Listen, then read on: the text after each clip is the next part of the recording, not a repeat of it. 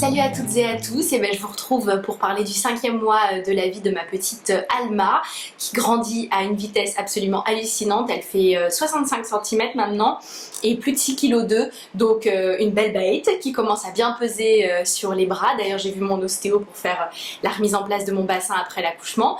Elle a regardé mon bras gauche, elle a fait « Ah, c'est là que vous portez votre bébé !» grillé.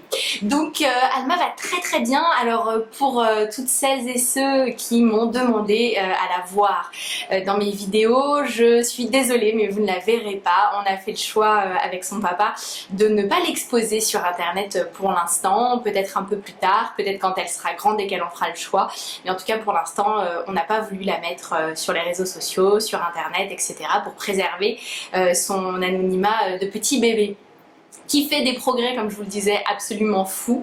Le 5e mois, c'est assez impressionnant parce qu'il se passe beaucoup de choses. Là, ça y est, elle se retourne, donc ça c'est une étape importante dans le développement de l'enfant. Quand elle est sur le dos, elle a trouvé comment se mettre sur le ventre. Alors au début, il y avait encore le bras qui restait coincé, maintenant elle arrive à se dégager, à se mettre sur le ventre. Parfois, elle se remet sur le dos, ça reste encore un petit peu aléatoire puisque madame n'aime pas rester très longtemps sur le ventre et souvent elle se met à pleurer, donc c'est nous qui la remettons sur le dos. Elle a dedans les petites incisives du bas, ça y est, sont sorties. Donc mademoiselle va bientôt passer au steak. Enfin, pas exactement, d'ici la fin du mois prochain, à partir de ces 6 mois, je commencerai à lui donner des petites purées, des petites compotes que je ferai à la maison.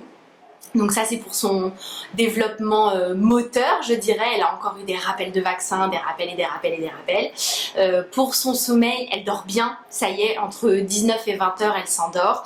Bon, du coup elle se réveille tôt, mais elle dort d'une traite, c'est-à-dire que jusqu'à 5-6 heures du matin, on a la paix. C'est vrai que si jamais on sort, là j'ai fait une première vraie sortie avec mes copines ce week-end, je suis rentrée à 1 heure du matin.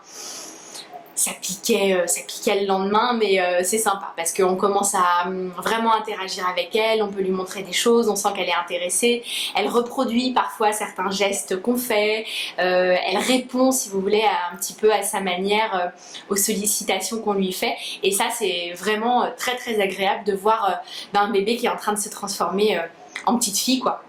Pour moi, ça a été aussi un mois très chargé en boulot, difficile parce que je voyais pas forcément beaucoup ma fille dans la journée, vraiment crevée, etc.